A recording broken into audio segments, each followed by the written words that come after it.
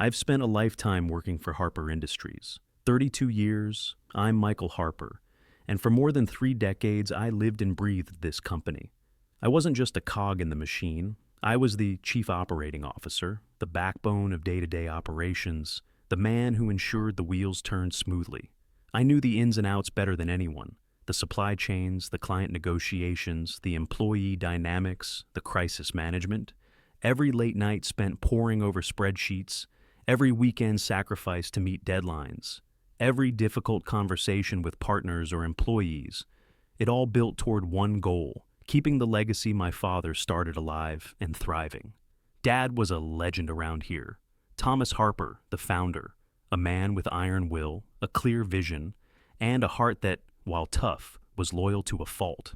He started Harper Industries from nothing, a modest operation that grew into a multi-million-dollar business with hundreds of employees and a reputation for integrity. His story was the American dream, and I was proud to be a part of it, working alongside him, learning the ropes, and eventually rising through the ranks. For years, I assumed the future was set. I was the logical successor. Dad had never said it out loud, but I felt it in every handshake, every nod of approval, every informal meeting we had. I thought my years of dedication, my blood, sweat, and tears would mean something when the time came. I believed I would carry that torch. But life has a way of throwing curveballs, and the hardest lessons come when you least expect them. Dad died suddenly. One afternoon, at home, a massive heart attack. No warning, no time to say goodbye. Just like that, the man who was the foundation of my life and this company was gone. The news hit me like a physical blow. I remember sitting in my office, the walls closing in, the silence deafening. I felt like the ground beneath me had cracked open. Everyone was devastated, but business had to go on. I tried to keep the company steady, managing the shock, keeping the employees calm, and reassuring the board and clients that Harper Industries would endure. But then came the day I dreaded, the reading of the will. I remember sitting in Dad's study, the smell of old leather and polished wood filling the room. As the lawyer unfolded the document, my hands trembled as I read the words that still haunt me. Thomas Harper bequeaths ownership of Harper Industries to his 19-year-old grandson, Ryan Harper. I read it again, hoping it was a mistake. Number clear as day.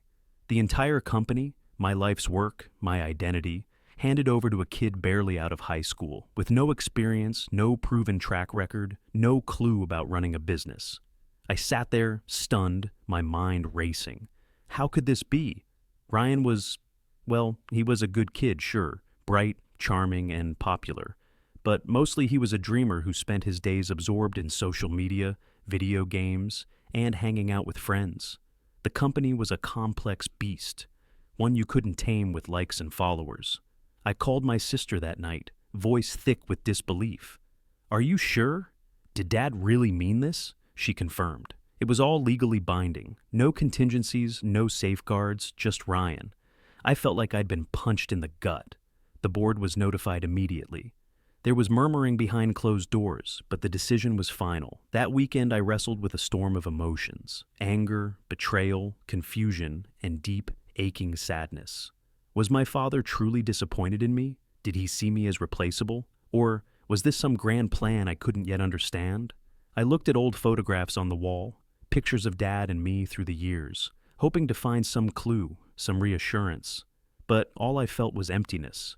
When Monday morning came, the tension in the air was thick enough to cut with a knife. The entire executive team gathered in the boardroom, the old mahogany table gleaming under the fluorescent lights. I was seated there, a man who had once commanded respect, now uncertain of his place. Ryan strolled in with a grin, that same cocky grin he wore when he knew he had the upper hand. The room fell silent as he made his way to the head of the table, his fresh face in stark contrast to the graying veterans around him. And then, without missing a beat, he turned to me and said, loud enough for everyone to hear, "Looks like the toilets are filthy, old fart. Go clean them." The words hit me like a slap. The room froze. I saw a mix of shock and awkward amusement on the faces around me. Some tried to suppress smiles, others looked away, unsure how to react. I could have exploded. I could have challenged him, told him exactly what I thought of his disrespect. But I didn't. Not then. Instead, I nodded. I stood up, collected the mop and bucket from the corner, and walked out of that room with quiet dignity. Inside, I was seething, humiliated, absolutely, but defeated. You see, this wasn't just some childish insult. It was a signal, a declaration that the old guard was out and the new era had begun. Ryan wanted to make it clear he was in charge, and he was going to do things his way. And so, I accepted the role he assigned me, janitor, a title meant to break my spirit. But in reality, it was the beginning of a new chapter in this family saga. Because if Ryan thought he could just take over and run this company without consequences, he had another thing coming. I wasn't going to fight him with anger. I was going to fight smart. I was going to watch, learn, and wait for the right moment. I had spent my entire life protecting this company, and now, more than ever, I was determined to protect it from foolishness, arrogance, and mistakes that could destroy what Dad built. That day, armed with nothing but patience and a mop, I made a silent vow. I'd prove to everyone, especially Ryan, that experience, wisdom, and loyalty still mattered, and I'd do whatever it took to safeguard the legacy that was more than just a business. It was my family's soul. The moment Ryan handed me that order, I felt something inside me snap, but it wasn't anger or outrage, at least not on the surface. It was a quiet, hollow ache that settled deep in my chest, like the weight of 1,000 years pressing down. 32 years as chief operating officer. 3 decades of waking up every morning with the same purpose, the same drive to keep this company not just afloat, but thriving. To see it grow from a small, scrappy startup into the multi-million-dollar enterprise it was now. I thought I'd earned some respect, some dignity at the very least. But in an instant, the old respect vanished, replaced by a cruel juvenile smirk from a 19-year-old kid who barely knew what the word responsibility meant. "Looks like the toilets are filthy, old fart. Go clean them," he said. No preamble, no explanation. Just those words, sharp and cutting, like a slap across my face. In that moment, I could have shouted, argued, stormed out, or challenged him right then and there. But something stopped me. Call it old age, call it exhaustion, call it the wisdom that comes from decades of corporate battles. I chose silence. I nodded like a beaten dog accepting its fate, and I walked away. What else was there to do? That day, as I dragged a mop and bucket through the corridors I once commanded with unquestioned authority, I realized how much everything had changed. The polished marble floors gleamed under the sterile overhead lights, but they reflected a version of myself I barely recognized anymore. A man sidelined, made invisible by the whims of youth and family politics. Employees I had once mentored and worked alongside looked at me with a strange mix of pity, awkwardness, and curiosity. Some whispered behind their hands, others avoided eye contact altogether. The company atmosphere had shifted. The usual hum of productivity was now tinged with uncertainty and unease. I remember the feeling vividly, pushing that mop down the long hallways, feeling the weight of every step, every glance, every whispered word. It was like walking through a dream where you knew you were trapped, but the exit was just out of reach. At home that night, I sat alone in my study, staring at the flickering light of the desk lamp. The house was quiet except for the ticking of an old clock, a reminder of time slipping through my fingers. My mind was a whirlwind of thoughts. Grief for my father, who'd passed so suddenly, leaving the company in the hands of a boy who didn't understand its legacy. Frustration at Ryan's arrogance, and a deep gnawing fear for what might become of the business I'd devoted my life to. I thought back to my early days with the company, how Dad had taken me under his wing, teaching me not just about business, but about honor, loyalty, and the sweat it takes to build something worth protecting. I remembered the long nights in the office, the tough negotiations, the moments when we saved the company from collapse. Those memories stung now, sharper than ever, as if they were mocking my current reality. Yet beneath the hurt and humiliation, I felt a quiet resolve growing. I knew that lashing out, losing my temper, or making a scene would only play into Ryan's hands.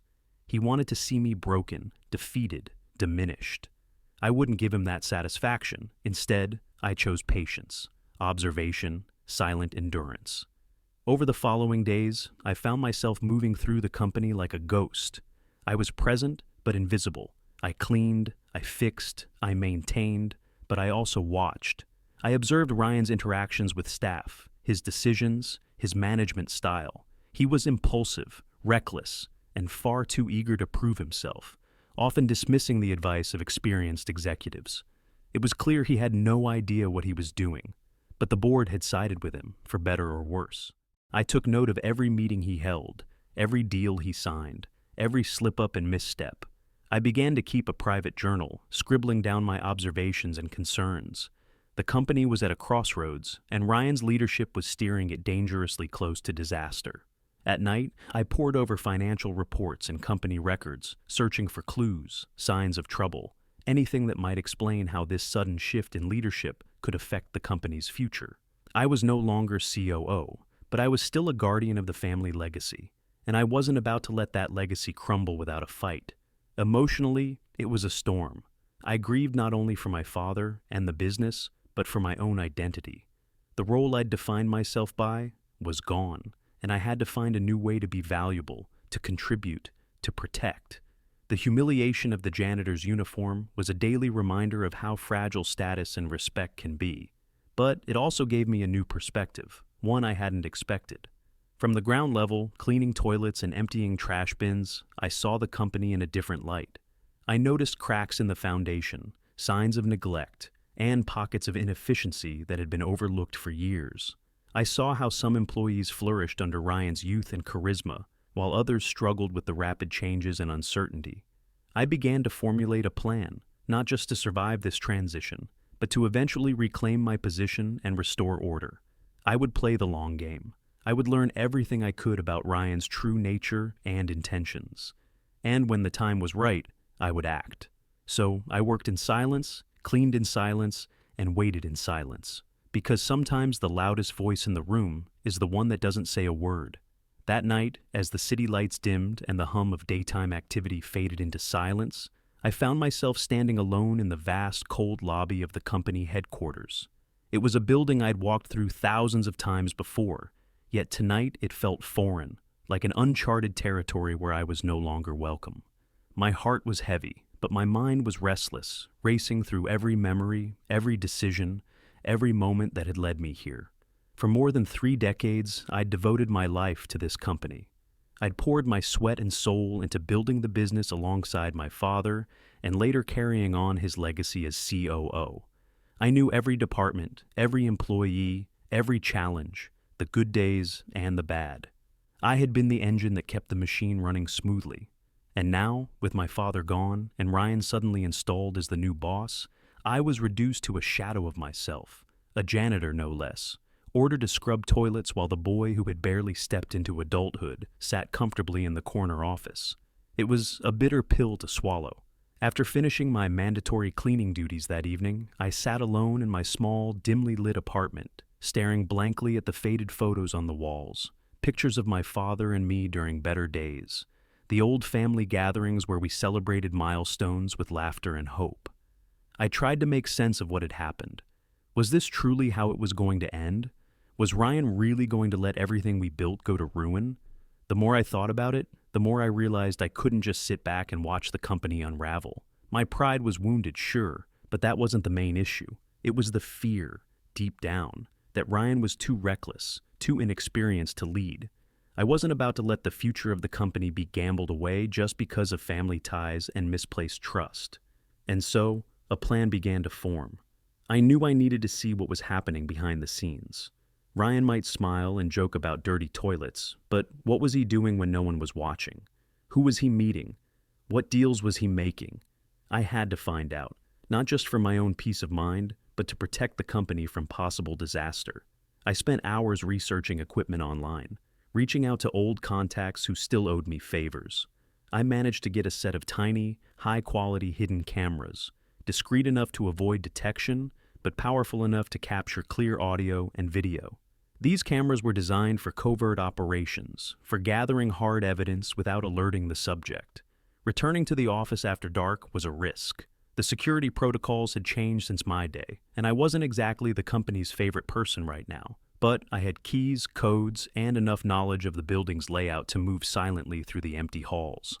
Every step echoed in the silence, a stark reminder of how far I'd fallen from grace. Ryan's office was on the top floor, a glass fortress of modern design, gleaming with expensive technology and expensive furniture. I remember running my hand along the cool glass walls, a pang of nostalgia mixed with frustration. This was once my turf, my kingdom. Now it was his playground. Carefully, I unpacked the cameras and began the slow, meticulous process of placing them. Behind bookshelves, nestled in decorative plants, tucked inside light fixtures, every angle was covered. I set up a small receiver hidden in the vent near the ceiling, allowing me to watch the feeds live from a concealed monitor in a janitor's closet down the hall. As I worked, I caught myself remembering the days when I would have been in meetings here, leading discussions, making strategic decisions, guiding this company through growth and challenges. Now, all I could do was hide in the shadows, spying on the boy who had taken my place. It felt wrong in a way, but also necessary. Once everything was in place, I sat down in the janitor's closet with the monitor glowing softly in front of me. The red lights on the cameras blinked steadily, silently recording every moment. I leaned back against the cold wall and let out a long breath. Over the next few days, I watched and listened. At first, Ryan's behavior seemed innocuous enough. A few casual conversations, some typical young boss bravado. But soon, the cracks began to show. I saw him dismissing experienced managers' advice without a second thought, making rash decisions about budget cuts, and pushing through contracts with people who had questionable reputations. Worse, I caught moments of disrespect, not just toward the company's traditions, but toward the very people who had made it what it was. One evening, I witnessed a heated argument between Ryan and one of the senior executives, a man who'd been with the company almost as long as I had. Ryan's voice was sharp, dismissive, even cruel. He mocked the executive's concerns, belittling years of experience as if it were nothing but dead weight. That moment broke something inside me.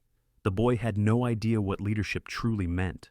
Yet, I kept watching, compiling hours of footage, tagging incidents, documenting dates and times, recording every reckless move and disrespectful comment.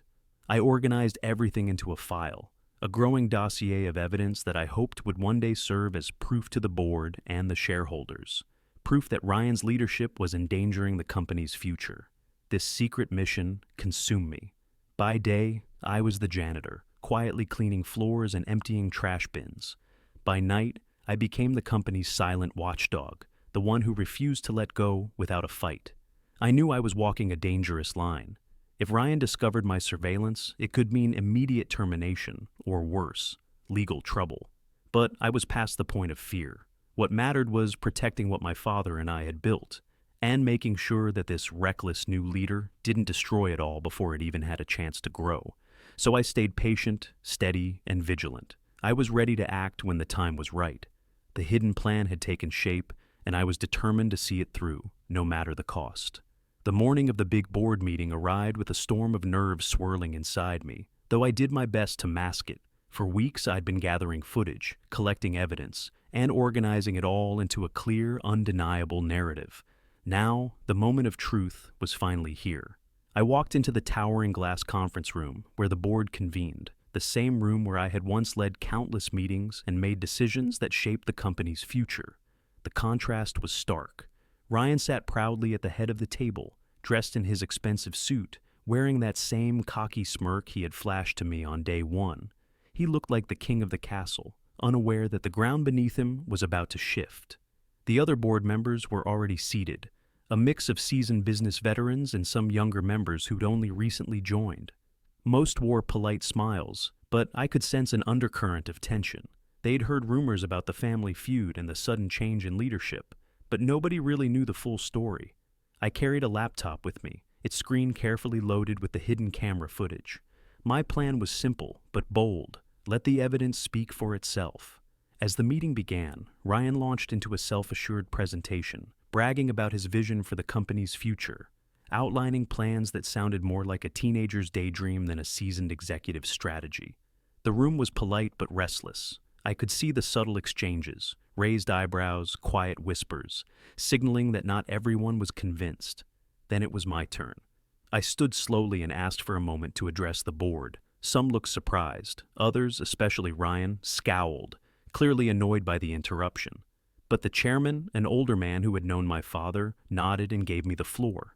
I connected my laptop to the large screen behind Ryan. The room darkened slightly as the screen flickered to life. For a moment, I simply stared at the faces around me, some curious, some skeptical, before I hit play. The footage started with Ryan in his office, pacing nervously at first, then shifting into a series of reckless, impulsive actions. There he was, dismissing a senior manager's concerns about a questionable contract with blatant disregard. His tone was sharp, even cruel, belittling the man's experience. Then came another clip, where Ryan was seen meeting with unfamiliar individuals, men whose reputations raised serious red flags, discussing deals in hushed tones that hinted at something shady.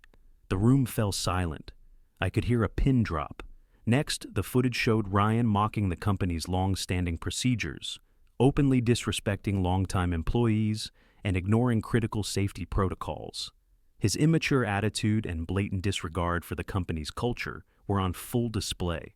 One particular clip hit the hardest. Ryan laughing with his friends late at night, boasting about cutting corners and getting rid of old stuff to save money, with no regard for the consequences. The camera captured it all: the arrogance, the recklessness, the complete lack of responsibility. I kept watching their reactions: disbelief, shock, anger. Some board members whispered to each other, while others sat rigid, processing the damning evidence. When the footage ended, I took a deep breath and addressed the room, my voice steady but firm. This is not just about disrespect or poor judgment. These actions put the entire company at risk: our employees, our reputation, and our future. This is what happens when someone unprepared takes control, relying on entitlement instead of experience.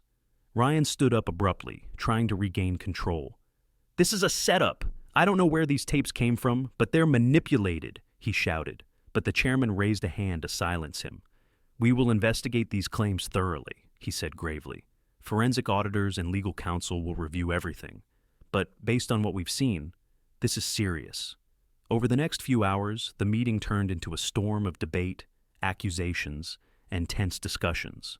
The board voted unanimously to suspend Ryan's decision-making powers pending a full inquiry. They appointed an interim leadership team to stabilize the company. I sat back quietly, the weight of the moment settling on me. Justice was beginning to take its course. The reckless boy who thought he could run the company without respect or understanding had been exposed, and the company I had devoted my life to was saved, at least for now. That day I realized something profound. Leadership isn't about age or inheritance. It's about responsibility, integrity, and earning the trust of those you lead. And sometimes it takes patience, vigilance, and a little cunning to protect what matters most. The days following the board meeting were some of the most intense and exhausting in my entire career. After the explosive unveiling of Ryan's reckless behavior on the hidden camera footage, it wasn't just the boardroom that was rocked to its core. The entire company felt the aftershocks. The very foundation of our family business, which had stood strong for nearly half a century, was suddenly shaken by betrayal, mismanagement, and the painful reminder of how fragile trust can be. The board was quick to act, but the process of stripping Ryan of his authority was far from straightforward. There were legal battles, heated discussions behind closed doors, and a flood of conflicting emotions. Ryan was family, after all. Some board members, still loyal to the founder's lineage, were reluctant to push him aside so quickly, despite the overwhelming evidence against him. I understood their hesitation. It was a difficult balance between preserving family legacy and protecting the company's future, but protect the company we did. After extensive deliberations and consultations with our legal and financial advisors, the board voted unanimously to remove Ryan from the CEO position. They placed him on administrative leave, effectively ending his control over the company's operations. It was a bitter pill for Ryan to swallow, and for a time, the tension in the family grew palpable. Family dinners became strained affairs, and phone calls went unanswered. I felt that weight keenly, but I reminded myself why these actions were necessary, for the good of everyone who relied on the company for their livelihood. In the midst of the chaos, something unexpected happened. I started hearing from people all across the company: employees, middle managers, and even some members of the executive team, reaching out to me with quiet words of support. Many admitted they had been frustrated or demoralized by Ryan's erratic decisions and disrespectful attitude. Some had felt powerless, but they now saw a glimmer of hope that the company might regain its footing. One longtime employee, a facilities manager who had worked alongside me for over 2 decades, told me, "Mike, I never thought I'd see the day when we'd get back to some sense of order. It's been rough, but we're counting on you." Hearing those words reminded me that leadership is never just about titles or power. It's about people and their faith in the direction you're steering them. Then came the call from the chairman of the board. I was sitting alone in my modest office one afternoon, nursing a cup of coffee that had gone cold when my phone rang. It was Jim Reynolds, a man I'd worked alongside since I first joined the company as a young executive. "Michael," he said, his voice steady and sincere, "the board has been watching your every move these past few weeks. Your patience, your quiet leadership, it's impressed us all. We want you back, not just in your old role, but with full authority to lead us through this. We're offering you the COO position again, with expanded powers to rebuild and guide us forward." For a moment, I was speechless. 32 years in that role had given me a deep love for this company, but it also came with scars and frustrations. Now, here was a chance, not just to reclaim my place, but to truly make a difference in the company's future. Accepting the role was not a decision I took lightly. I knew the road ahead would be fraught with challenges. Some employees viewed me as part of the old guard, a reminder of a different era, while others doubted whether I could effectively lead a company recovering from such a public family fallout. I also understood the skepticism from shareholders and clients, who needed reassurance that the company was stable and trustworthy once again. But I welcomed the challenge. My first priority was to build a leadership team that balanced experience with fresh perspectives. I brought back trusted veterans who understood the company's culture and values, but I also recruited young, ambitious managers eager to help us innovate and grow. We held countless meetings, workshops, and strategy sessions, working tirelessly to repair the fractured company culture and rebuild morale. We implemented new governance policies, tightened financial controls, and reinforced our commitment to transparency. I personally made it a point to walk the floors regularly, talking to employees from every department, listening to their concerns and ideas. It was important to me that no one felt ignored or undervalued, especially after the turmoil we had endured. One of the toughest challenges was managing the lingering family tensions. Ryan's removal was painful, and some family members still hoped for a reconciliation that would never come. I navigated those delicate waters with care, emphasizing that our focus must remain on the company's well-being and the thousands of employees who depended on us. The months that followed were a test of endurance, patience, and leadership. Slowly but surely, the company began to stabilize. Profits started to improve, client relationships were mended, and a renewed sense of purpose permeated the workforce. I found myself mentoring several promising young leaders, instilling in them the lessons I had learned over decades: the importance of integrity, humility, and responsibility. Looking back on that painful chapter, I realized that my initial humiliation, the day Ryan ordered me to clean toilets and demoted me to janitor, was a harsh but necessary crucible. It forced me to see the company from a new perspective, to plan carefully, and to act with precision when the moment came. It was a humbling experience, but one that ultimately led to a deeper sense of purpose and vindication. I hadn't just reclaimed my role, I had restored the company's soul, and that, in the end, was worth every difficult moment. After regaining his position and stabilizing the company, I realized the battle wasn't just about power. It was about protecting the legacy my father built and ensuring its survival beyond me. The experience with Ryan had opened my eyes to the risks of handing the reins too early, but also to the importance of patience and mentorship. I committed myself fully to creating a culture that valued responsibility, transparency, and respect. I worked closely with the board to establish clear succession plans and leadership development programs, aiming to prepare future generations properly for their roles. My relationship with Ryan remained complicated, but I hoped he'd learn from his mistakes. Meanwhile, I found renewed purpose in guiding the company through a new era, balancing tradition with innovation, safeguarding our values while adapting to change. Each morning, walking through the halls, I felt the weight of decades of hard work, but also the promise of a future where the family business could thrive, not just survive. This wasn't just a job anymore. It was a mission to build a lasting legacy for generations to come.